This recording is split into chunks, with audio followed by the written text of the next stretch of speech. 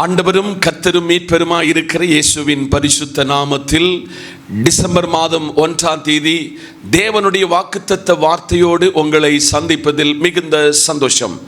இன்றைக்கு வாசிக்க தெரிந்து கொண்ட வேத பகுதி யோசுவா 3ஆம் அதிகாரம் வசனம் 5. யோசுவா ஜனங்களை நோக்கி, உங்களை பரிசுத்த பண்ணிக்கொள்ளுங்கள், நாளைக்கு கர்த்தர் உங்கள் நடுவில் அற்புதங்களை செய்வார் என்றார். தேவனுடைய சமூகத்துக்கு முன்பதாக இந்த வாக்குத்தத்த வார்த்தையை நீங்கள் முழுமையாக தேவ பாதத்தில் அர்ப்பணித்து இதை கடைபிடிப்பீர்கள் என்று சொன்னால் இந்த வாக்குத்தத்தம் உங்களுக்குள் நிறைவேறும். இந்த வாக்குத்தத்தத்தின் ஆழமான சத்தியம் என்னவென்றால், இன்றைக்கு நம்மை பரிசுத்தப்படுத்திக் கொள்ள வேண்டும். இன்னைக்கு அநேகருடைய வாழ்வில் பரிசுத்தம் இல்லை. ஆனால் தேவன் சொல்கிறார், நான் பரிசுத்தர், ஆனபடியால் நீங்களும் பரிசுத்த உங்களை படுத்திக் கொள்ள வேண்டும். பரிசுத்த அலங்காரத்துடனே கர்த்தரை தொழுது கொள்ள வேண்டும். அப்படி என்றால் நாளைக்கு உங்களுக்கு ஒரு அற்புதம் காத்திருக்கிறது. அதற்கு கர்த்தர் உங்கள் நடுவில் இருக்கிறார். விசுவாசியுங்கள், நம்புங்கள். தேவனுக்கு பிரியமற்ற தன்மைகள் தேவ சமூகத்தில் நமக்கு இருக்குமே. ஆனால் இன்றைக்கு கர்த்தர் சொல்லுகிறார், உங்க குடும்பங்களை நீங்கள் பரிசுத்தப்படுத்திக் கொள்ள வேண்டும், உங்களை பரிசுத்தப்படுத்திக் கொள்ள வேண்டும், சபையை பரிசுத்தப்படுத்திக் கொள்ள வேண்டும். அப்படி உங்களுடைய வாழ்வில் அப்படி உங்களை நீங்கள் பரிசுத்தப்படுத்திக் கொள்வீர்கள் என்றால் கர்த்தர் சொல்லுகிறார், நாளைக்கு ஒரு அற்புதம். ஆமை சொல்லுங்க, நாளைக்கு ஒரு அற்புதம். ஆனபடியால் இந்த நல்ல காலையில இதனுடைய சரித்திரத்தை உங்களுக்கு தெளிவாக வெளிப்படுத்தி இந்த வாக்குத்தத்தத்தை நீங்களும் நானும் சுதந்தரித்துக் கொள்ள வேண்டும் என்று ஜெபத்தோடு வாஞ்சையோடு இந்த அதிகாலையிலே நான் உங்களோடு கூட பேசிக் கொண்டிருக்கிறேன். ஆதலால் இந்த வேதத்தை நாம் நன்கு கற்று வாசிக்கும் பொழுது யாத்திராகமத்தின் அந்த கடைசி பகுதியிலே தேவன் ஒரு மனுஷனை அழைத்து அவனை வாக்குத்தத்தத்தை கொடுத்து அடிமைத்தன வீட்டிலிருந்து அந்த ஜனங்களை விடுவிப்பதற்கு ஒரு மோசே என்கிற தலைவனை ஏற்படுத்தினார். அவனுடைய வயது 120 ஆகும் பொழுது அவனை கர்த்தர் எடுத்துக்கொண்டார். ஆண்டவர் ஒருவனையும் கைவிடுகிறவர் அல்ல, எந்த ஜனத்தையும் அவர் வெட்கப்படுத்துகிறவர் அல்ல. அவர் அந்த ஸ்தானத்தில் ஒருவனை ஆண்டவர் அப்பாயின்மென்ட் பண்ணுகிறார். அவருடைய பெயர் தான் யோசுவா. கரங்களை தட்டி கர்த்தருக்கு ஸ்தோத்திரம். யோசுவா ஆரம்பத்தில் பதறுகிறான், என்னால் இதெல்லாம் சாத்தியமாகுமா என்று அவன் பதறுகிறான். ஆண்டவர் அவனுக்கு வாக்குத்தத்தத்தை கொடுக்கிறார். எப்படி வாக்குத்தத்தத்தை கொடுக்கிறார் என்றால், நம் மோசையோடு இருந்தது உண்மை. ஆமை சொல்லுங்க. மோசையை அற்புத அடையாளங்களினால் அவனை நடத்தினது உண்மை.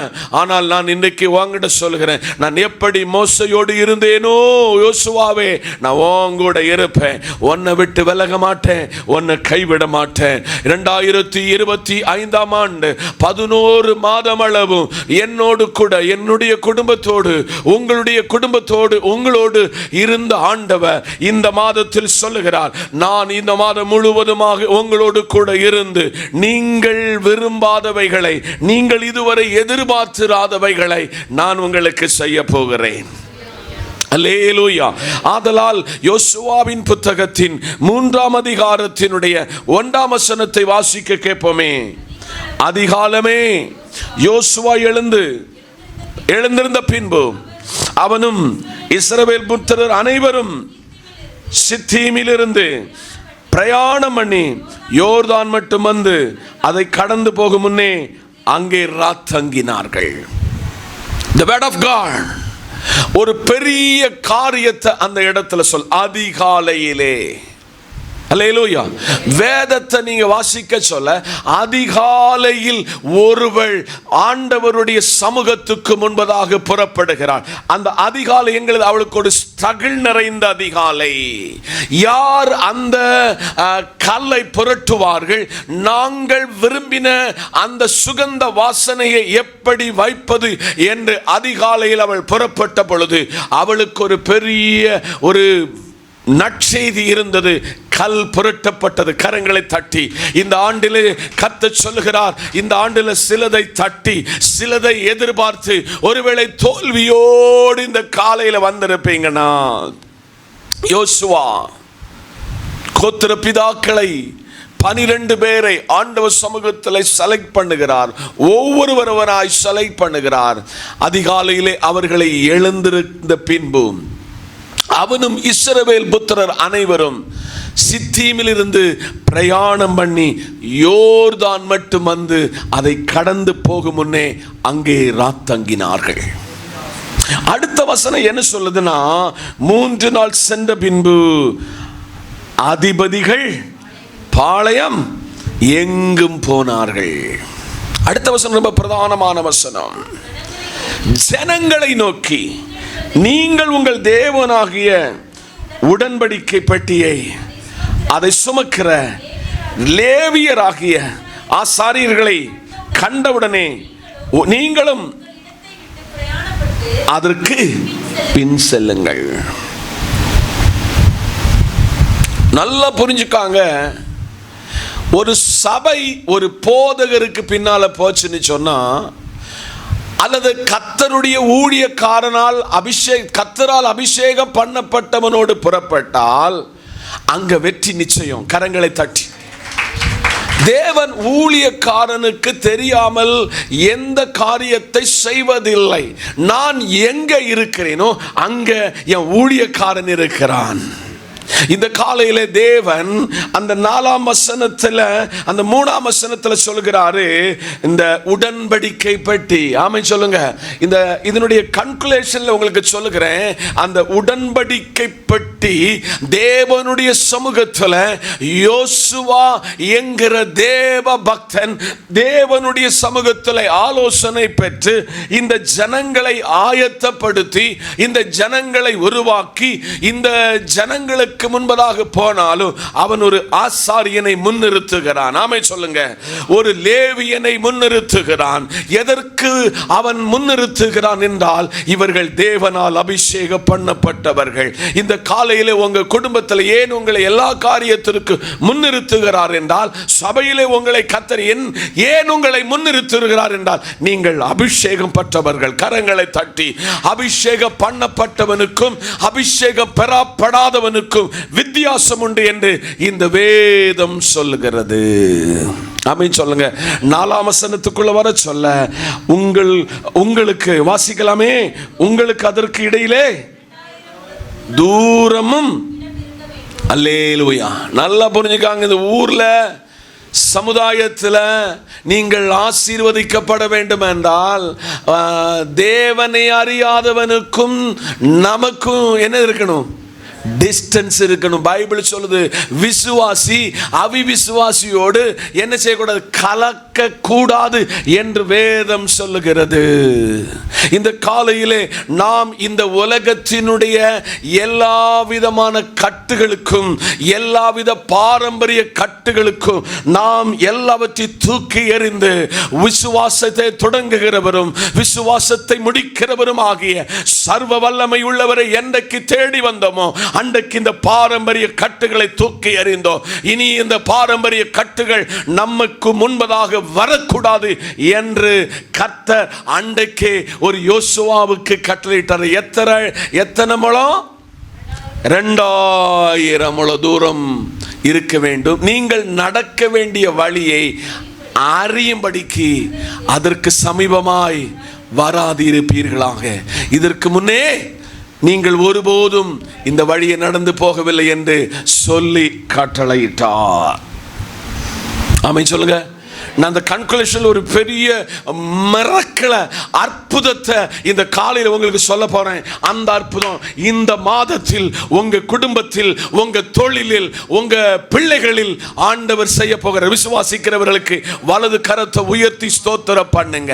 இப்போ இந்த ஜனங்களை ஆயத்தப்படுத்தி ஆண்டவர் சமூகத்தில் யோசுவா ஒரு பெரிய வாக்குத்தத்தத்தை ஜனங்களுக்கு சொல்லுகிறார். இன்றைக்கு உங்களை பரிசுத்தப்படுத்த வேண்டும். இன்னைக்கு நீங்க கேட்கணும், ஆண்டவரே என் கண்கள், என்னுடைய சிந்தனை மண்டலங்கள், என் இருதயங்கள், என்னுடைய பரிசுத்த கை என்று சொல்லப்படுகிற கை ஆண்டவர் சமூகத்தில் பரிசுத்தப்படாமல் சிலது இருக்கிறது. எண்ணங்களில் பரிசுத்தம் இல்லை, சிந்தனைகளில் பரிசுத்தம் இல்லை, நடக்கையில் பரிசுத்தம் இல்லை, வாயின் வார்த்தைகளில் பரிசுத்தம் இல்லை. இன்றைக்கு கர்த்தர் சொல்கிறார், இன்றைக்கு நீ உன்னை பரிசுத்தப்படுத்தினால், நான் பரிசுத்தர், எனக்கு பரலோகத்தின் தேவன் கொடுத்திருக்கிற பல நாமங்களில் ஒரு நாமம் நான் பரிசுத்த தெய்வம். நீங்களும் பரிசுத்தராய் இருக்க வேண்டும். என்னை ஆராதிப்பதற்கு வேதத்தில் நான் ஒரு சட்டத்தை எழுதி வைத்திருக்கிறேன். பரிசுத்த அலங்காரத்துடனே என்னை நீங்கள் தொழுது கொள்ள வேண்டும். அப்படி நீங்கள் உங்களை பரிசுத்தப்படுத்தினால், கர்த்தர் சொல்றார், யார் ஒருவன் தன்னை பரிசுத்தப்படுத்துகிறானோ அவனுக்கு ஒரு அற்புதம். ஆமென் சொல்லுங்க. அல்லேலூயா. இப்போ நல்லா புரிந்து கொள்ளுங்க. இன்னைக்கு காலையில் நம்ம எல்லாரும் சொல்லணும், ஆண்டவரே நான் இன்னைக்கு என்னை பரிசுத்தப்படுத்த போறேன், என் பிள்ளைகளை பரிசுத்தப்படுத்த போறேன். ஓ, இந்த நல்ல காலையில் இந்த பரிசுத்த வேதாகமத்தில் வழக்கத்தின்படி, பிள்ளைகளுடைய கிரமத்தின்படி, ஒரு அருமையான யோபு என்கிற பக்தன் அவர்களுக்காக பலிபீடத்தை ஆண்டவர் சமூகத்தில் உருவாக்கி அவர்களுக்கு பலி செலுத்தி, ஒருவேளை அவர்கள் 10 பேரும் இந்த உலகத்திலிருந்து மாற்றப்பட்டாலும் இழந்து போனதை சிலதை ஆண்டவர் அவன் கையில் இரட்டத்தனையாய் திருப்பி கொடுத்தது உண்மை என்றால், சிலதை இழந்து தவித்து, இல்லை இந்த சிலதை எல்லாவற்றாலும் கைவிடப்பட்ட சூழ்நிலை இன்னைக்கு வருவீர்கள் என்று சொன்னால், உங்களை இன்னைக்கு நீ பரிசுத்தப்படுத்திக் கொண்டால், இந்த காலையில நாளை காலையில உங்களுக்கு ஒரு அற்புதத்தை ஆண்டவர் செய்வார் என்று வேதம் சொல்லுது. கரங்களை தட்டி கர்த்தருக்கு ஸ்தோத்திரம். 6ஆம் வசனத்தை சீக்கிரமாக வாசிக்கலாமே. பின்பு யோசுவா ஆசாரியர்களை நோக்கி, நீங்கள் உடன்படிக்கை பெட்டியை எடுத்துக்கொண்டு ஜனங்களுக்கு முன்பாக நடந்து போங்கள் என்றான். அப்படியே உடன்படிக்கை பெட்டியை எடுத்துக்கொண்டு கரங்களை தட்டி, ஒரு ஊழியக்காரனுடைய சொல்லு பேச்சு கேட்ட ஒரு ஜனம் ஆண்டவர் சமூகத்தில் அற்புதம் கண்டது. ஆமை சொல்லுங்க. இன்னைக்கு காலையில் உங்களை பார்த்து என்ன பார்த்து கர்த்தர் சொல்லுதாரு, யோசுவா ஆசாரியர்களை ஆண்டவர் சமூகத்தில் கொண்டு வந்து நிறுத்தி, ஆண்டவருடைய உடன்படிக்கை பெட்டியை, கர்த்தருடைய தேவ வார்த்தைகள் அடங்கின மன்னா வைக்கப்பட்டிருக்கிற, ஆண்டவருடைய சமூகத்தில் மோசையினுடைய கோல் வைத்திருக்கிற, ஆண்டவருடைய துளிர்த்த கோல் வைத்திருக்கிற அந்த உடன்படிக்கை பட்டியை ஆண்டவர் சமூகத்துக்கு முன்பதாக ஒரு தேவ மனுஷனாக புறப்பட்டு போன பொழுது என்ன நடந்து தெரியுமா? யோர்தான், அது கரை புரண்டு ஓடுகிற ஒரு யோர்தான். ஆமே சொல்லுங்க. இந்த மாதத்தில் சில நெருக்கத்தின் மூலமாக 11 மாதம் ஆண்டவர் சமூகத்தில் ஏன் இந்த ஆண்டை தந்தீர் என்று கவலையோடு, கண்ணீரோடு, உபத்திரவத்தோடு இந்த ஆண்டை நீங்கள் கழித்திருப்பீர்கள் என்று சொன்னால், உங்களுக்கு கர்த்தர் சொல்லுகிறார், யோசுவா கிட்ட ஆண்டவர் 12 பேரை ஏற்படுத்தி இந்த ஆசாரியனுடைய கால்கள் இந்த அருமையான யோர்தானில் நின்ற பொழுது என்ன சம்பவித்தது தெரியுமா? அது குவியலாக தண்ணீர் நின்றது. காற்றை போல, கடலை போல நெருக்கமான சூழ்நிலையில் நீங்கள் அகப்பட்டிருப்பீர்கள் என்று சொன்னால், இன்றைக்கு பரிசுத்த ஆவியானவர் சொல்லுகிறார், அந்த யோர்தான் எப்படி நினைச்சான்? குவியலாக நின்றது.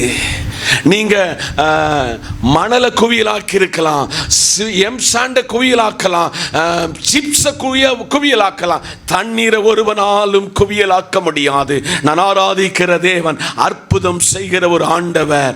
என் ஜனங்களுக்கு காட்டி கொடுத்தார், அவர்கள் அனைவரும் அக்கறை கடந்து போக மட்டும் ஆண்டவருடைய சமூகத்தில் அவருடைய பாதங்கள் ஆண்டவர் சமூகத்தில் அந்த யோர்தானில் பட்ட பொழுது அந்த தண்ணீர் குவியலாக நின்றது. இன்னைக்கு கர்த்தர் சொல்கிறார், உங்க கால்களை ஒரு அற்புதத்தின் காலாக மாற்றப் போகிறார். உங்கள் வாழ்க்கையை ஒரு அற்புதத்தின் ஒரு நபராக உங்களை மாற்றப் போகிறார். ஒருவேளை உங்களை பார்த்து அநேக சொல்வார்கள், இந்த சகோதரன், இந்த சகோதரி என் வீட்டில் கால் ஊண்டினாங்க, 1ஆம் தேதி என் வீட்டில் கால் ஊண்டினாங்க, எனக்காக சில காரியங்களுக்காக ஜெபித்தாங்க, இன்னைக்கு என் வீட்டில் அற்புதம் நடக்கிறது என்று, நடந்திருக்கிறது என்று உங்களை பார்த்து சொல்லத்தக்க விதத்தில் கர்த்தர் அதை உங்களுக்கு செய்வார். பிரசங்கத்தை நான் கன்க்ளூஷனில் கொண்டு வர போறேன். யோசுவா கிட்ட கர்த்தர் சொல்றாரு, இன்றைக்கு உங்களை நீங்கள் பரிசுத்தப்படுத்திக் கொள்ள வேண்டும். இன்றைக்கு உங்களை பரிசுத்தப்படு. இன்னைக்கு ஆண்டவர்கிட்ட ஒரு சேலஞ்சாட்டு, ஒரு பொருத்தனையோட, ஆண்டவரே எனக்கு ஏதோ சில நன்மைகள் வராமல் இருப்பதற்கு ஏதோ சம் ப்ராப்ளம், என்கிட்ட எங்கோ ஒரு இடத்துல பரிசுத்தம் இல்லை. அந்த பரிசுத்தத்தை மட்டும் பாதுகாத்தீங்கன்னா கர்த்தர் உங்களை கனம் பண்ணுவார். என்னை படிப்பித்த ஒரு ரெவரண்டு வட இந்தியாவுக்கு தன்னுடைய இறையலை முடித்து ஊழியத்திற்கு போனாராம். அப்போ அவங்க மிஷன் அவருக்கு கொஞ்சம் பணம் கொடுத்துச்சு. பணம் தீர்ந்துட்டு அன்னைக்கு ரிக்ஷாவுக்கு 50 பைசா, போகிறதுக்கு மாத்திரம் ரிக்ஷாவுக்கு இருக்கிறது, வருவதற்கு அவர் கையில் பணம் இல்லை. அன்னைக்கு அவர் நடந்து வருகிறாராம். தன்னுடைய வீட்டு இல்லை, அங்கே அவருக்கு யாருக்கு முன்னி பின்ன எந்த பரிச்சயமும் இல்லை. ஒரு கவரில் அவர் பேர் சாக்கோ, என்ன எழுதியிருக்கு தெரியுமா? சாக்கு நீ எழுதி ஒரு கவர் ஒருத்தன் போட்டு போயிருக்கிறான். அவர் திறந்து பார்த்த பொழுது அன்னைக்கு 500 ரூபாய். அல்லேலூயா. இன்னைக்கு காலையில் என் அப்பன் இந்த காலையில் சொல்கிறாரு, ஒரு பாடல் பாடின பக்தனை போல் இன்னைக்கு நான் உங்களுக்கு எங்கள் ராஜாவை உங்களுக்கு அறிமுகப்படுத்துகிறேன். அவன் யாருக்கும் கடக்காரன் அல்ல. அவர் யாருக்கு கடக்காரன் அல்லவே அல்ல. இன்னைக்கு காலையில் சொல்றாரு, இன்னைக்கு உங்களை நீங்கள் பரிசுத்தப்படுத்திட்டீங்கன்னா நாளைக்கு ஒரு அற்புதம். அவரை வாங்கி அந்த கவரை வாங்கி தேவ சமூகத்தில் அழுதாராம். இன்னைக்கு அவரை ஜீவனோடு இந்த பூமியில் வச்சிருக்கிறாரு. அவர் தந்த நல்ல மாதிரிகை, நல்ல டீச்சிங் இன்னைக்கு எங்களையும் அதைவிட அற்புதங்களை எங்கள் கண்கள் காண கர்த்தர் நிலை நிறுத்தி வைத்திருக்கிறார். அந்த கர்த்தர் இன்னைக்கு சொல்றாரு, நான் உனக்கு ஒரு அற்புதத்தை செய்ய போறேன். பக்கத்தில் கையப்பிடி சொல்லுங்க, இந்த மாதம் ஒரு அற்புதத்தின் மாதம். ஆமென் சொல்லுங்க. இந்த மாதம் ஒரு பெரிய அற்புதத்தின் மாதம். இந்த திரு வார்த்தைகளினால பரிசுத்த ஆவியானவர் உங்களை கனப்படுத்தி அழகு பார்த்து மேன்மைப்படுத்துவார் என்று மனமாற வாழ்த்துகிறேன். May God bless you. Amen.